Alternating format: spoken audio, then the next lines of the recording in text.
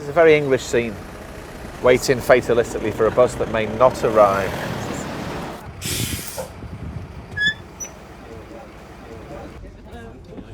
This bus is taking us to the middle of Ipswich and the heart of a really interesting story.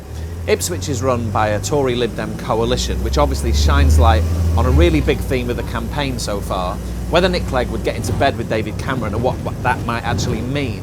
Here, a blue-yellow marriage has meant a really savage programme of local cuts. What's happened to your bus service?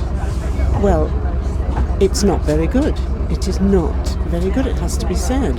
1 an hour is not enough. How many did you used to have? 3. Really? Yes. Been cut by 2/3? Yeah. 3 an hour. And there's nothing on Saturday, nothing on Sunday, so people either don't go into town or they take the car. I found out that they were thinking of selling off the bus service to private enterprise. And I thought, oh no, please don't do that, because A, the fares will go up again. The fares have gone up as well? Oh yes. How much have fares gone up? Well, I've got a bus pass, thank God.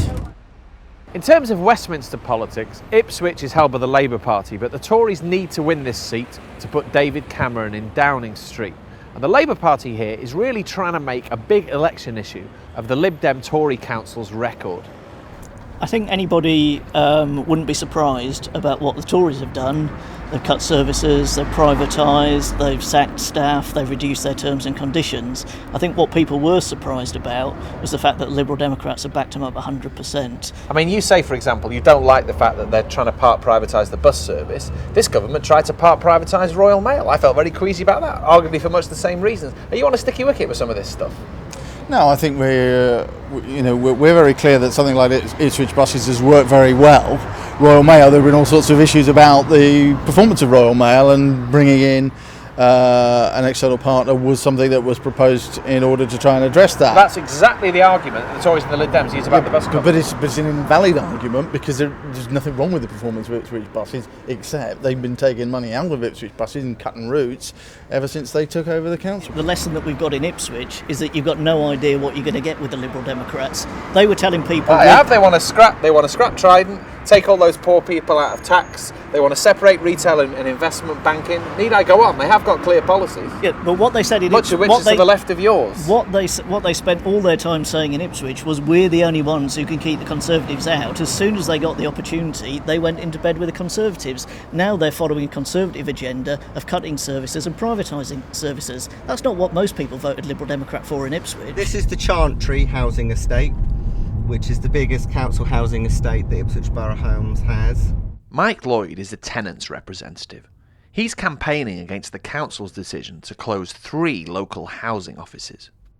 It was here for the local community to come and engage with the council, ask any queries about their housing, antisocial behaviour, benefits, repairs, etc. In total, how many council tenants would you imagine those 3 used to serve? Well, there are 8,200 council homes, so if there are 2 tenants in each of those homes, we're talking 16,000 people who have been inconvenienced by the closure of these 3 offices. It's a very British word, inconvenienced. Very. It's a bit worse than that, isn't it? They've had something quite vital taken away. Oh yeah, absolutely. You know, it is eaten into the community. The loss of the area housing officers was to be countered by a call centre and local surgeries. At the moment, they've closed the area housing offices. There's no call centre, there's no surgeries. No, it's gone. You think twice about going to see them, don't you? Really? It's too far. Right. So if something's going wrong where you live, you're less likely to get anyone to do something about it? Yep. You're less likely to go and report it. So it ain't working, really? Nope. They should have kept it. That's why they didn't. I was quite busy. I'm surprised they shut it down. You miss it? Yeah, because obviously I come up here to use the post office weekly, so having it there, if you've got any problems, you've only got to pop in. Whereas it's not quite so easy getting on the phone, and particularly if you're disabled, which I am, and find it hard to get into town. The Tory-Liberal Democrat coalition did this. They did, yeah, and they did this without consulting tenants. It's quite fashionable at the moment to think about voting Liberal Democrat. They're the common people, you know. They are. I wouldn't necessarily blame them. This would seem to be, whilst I don't want to really get into politics, right. I'm here to represent tenants. The current Conservative administration does seem to have a tendency of doing what it wants to do rather than listening. Might you hope that those Liberal Democrats who are part of that council with them might have pulled them away from behaving like this?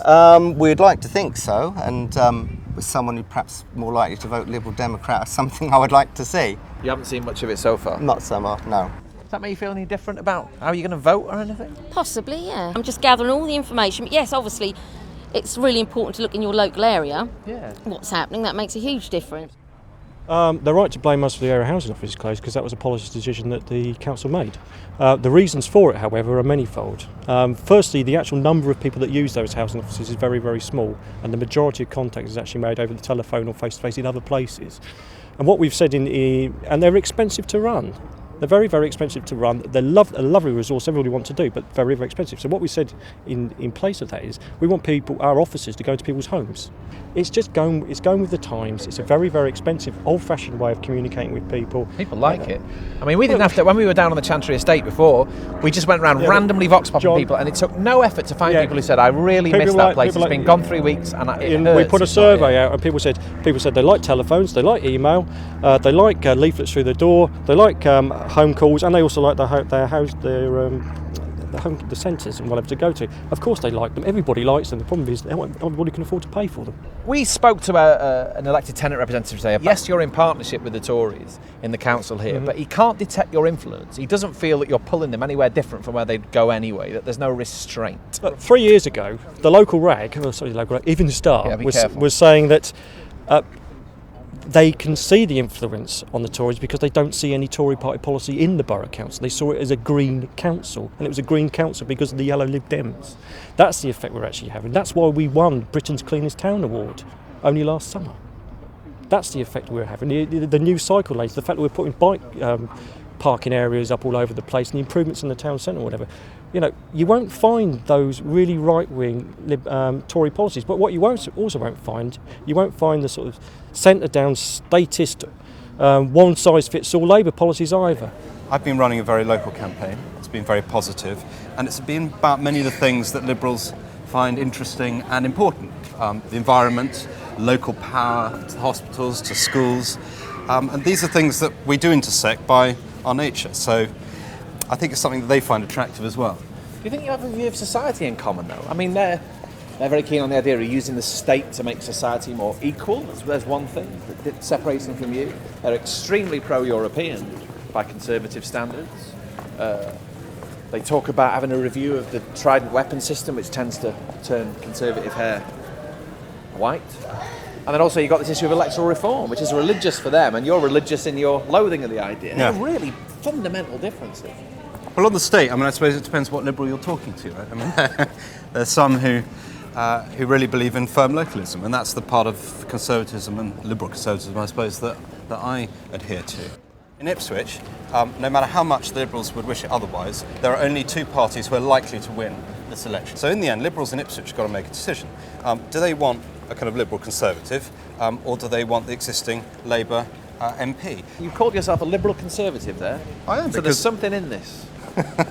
Well, I think that people should be left as much as possible to get on with their lives, and the state should be there to help support them, but to give them opportunities as well. But this is not about telling people what to do. This is kind of Liberal at a small level. We want a lot more local decision making, a lot more local control over things like health, education, policing. So you cannot have a template which says nationally the Lib Dems and the Tories must work together, because they're doing that in Ipswich and it's working. I don't know whether they would even consider some of the demands that we would make if they were going to have any sort of alliance with us, because they'd be pretty tougher than any with Labour, for instance.